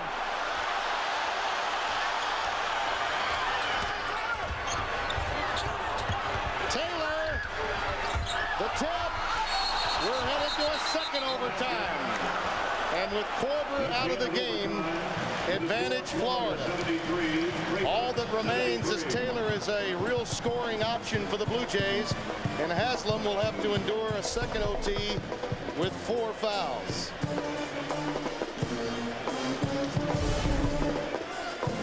McKinney penetrates the zone, pitches, the shot goes up, they come to help, freeze the offensive board, 2 tips.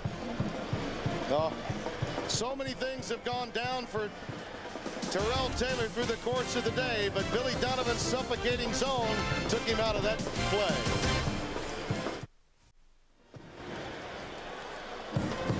We are tied at 73 as we open the second overtime, along with Charles Davis and Eddie Fogler. Tim Brando here in the Midwest region first round. This is the upper half of the Midwest region. You see Kansas and Stanford have advanced in the other half. That being played in Stanford, in St. Louis, Missouri. And here, of course, this Florida team trying to advance in what has been the most difficult seeding so far with the new pod factor, that being 5 versus 12. Well, I'd rather be a 6, Tim, I guess. Yeah. You know? Well, there's something to be said for that. I recall when Gonzaga's people were so upset, and probably for good reason, that they went into the sixth seed. A lot of old coaches would tell you you'd rather be a 6 or a 7 than a 4 because you stay away from a number 1 seed for an additional round. Well, you'll recall it was in the year 2000, Butler's Lavelle Jordan was sent to the line with just seconds left in OT against Florida in the first round of the tournament. An outstanding free throw shooter, did not go. He missed both, and then Mike Miller was able to provide the difference with a runner at the end of the game. Who knew then that Florida would be playing for the national title against Michigan State? Creighton really struggling versus this tall Florida zone. Let's see if they can get better organized to see if they can get the ball to the high post and then to the weak side for an open shot. Grimes in traffic. Dabbert can't hit. Loose ball again. Lee saves it. They've had a foul prior to the shot clock violation. We do. It goes against Dabbert. A little too physical underneath. 4 fouls now on Dabbert as the Blue Jays begin to run out of talent for the low block. Well, in overtime, Florida has history on its side. Foul shooting is critical down the stretch of any close game. David Lee only a 57% foul shooter, Tim. Both teams, however, are in the double bonus. Makes you wonder when a guy struggles like that from the line. He's got a good stroke. His ability to shoot both with the left as well as right hand, that he might make a change. Maybe he ought to shoot right-handed as good as he is with that right hand. Dabbert sits down with 4. Creighton now really depleted in its front line. Other than Grimes, not much there. It's a very small lineup, Eddie, for Dana Altman. Versus a very big lineup for Coach Donovan. Tim, first zones, you want to try to get the ball to the middle of the zone, to the high post. You can do damage to both sides of the court if you can get it to the foul line area.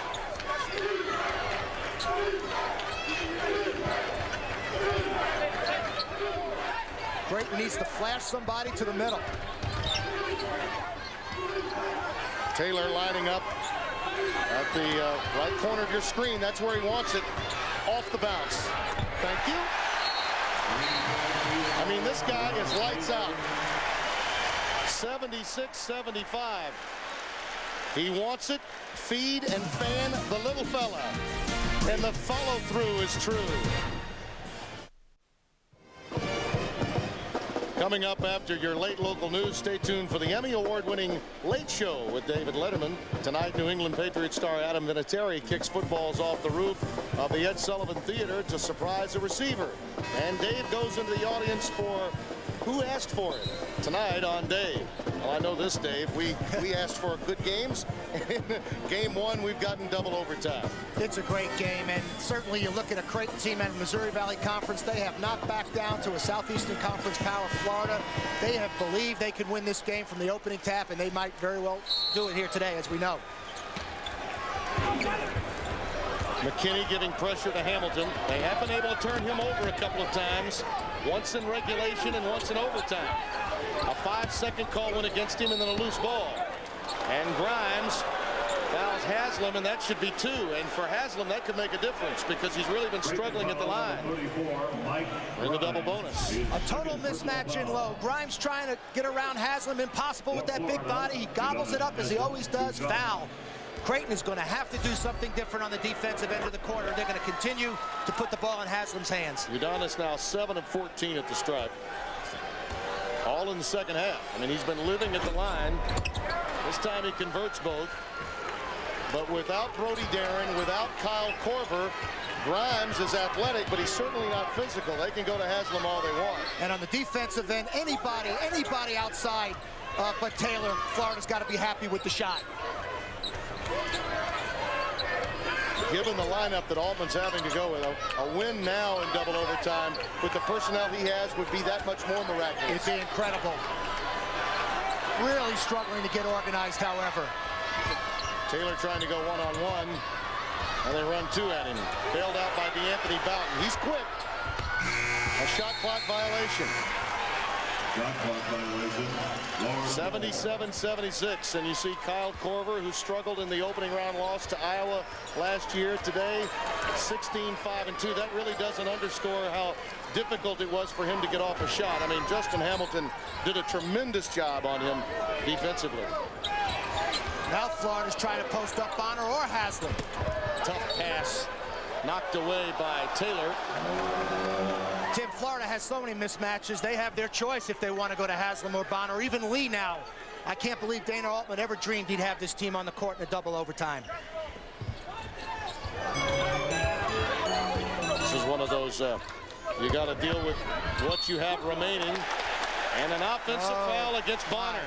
So you talk about true grit, playing defense with your feet. That's what Creighton's having to do here. Excellent by Linneman. Slid his feet very, very well, but Bonner thought it was too easy, so he just pushed off, didn't have enough patience.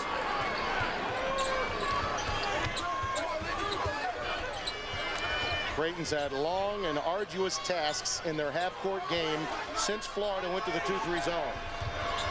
Taylor now running in and out, inside and outside. Oh my.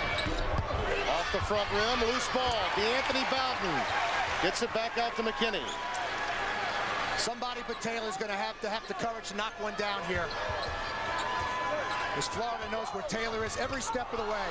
And he wanted the shot so badly that he forgot about reeling in the pass. That was just an anxiety turnover by Terry Taylor. 22nd of the afternoon for the Blue Jays. I hate to be redundant. This ball's going inside. Well, don't bother. It's going inside, Tim. In broadcasting, repetition's a good thing. Inside Haslam. See? That wasn't very hard to say. That was an obvious fact. Florida scored 25 points off turnovers, most of them in the second half. Grimes, that's a tie ball. Arrow to Creighton. The ball stays with Creighton. Here's Haslam, a man-child in low, just getting Grimes on his tail, and it's a mismatch in here. This could go on every possession for an easy two. Yeah, the moment you knew that this game was going to see a second overtime with Korver out with 5, it was clearly advantage Florida. Florida will know it low. Bowden almost lost it. Out of bounds to Creighton. Last touch by Justin Hamilton.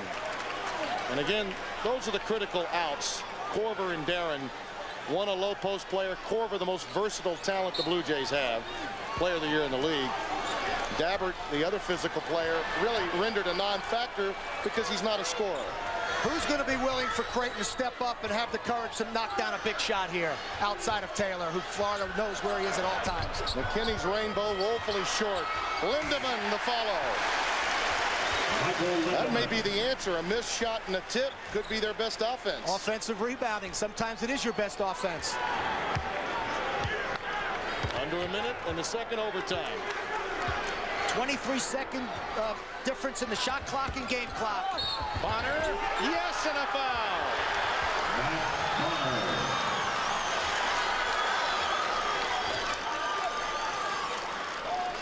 Creighton foul number 22. Here we see Bonner coming off a cut to the basket. Linneman gets hung up on the screen by Haslam, powers it to the basket and gets scores. One shot. Yes, Coach Donovan.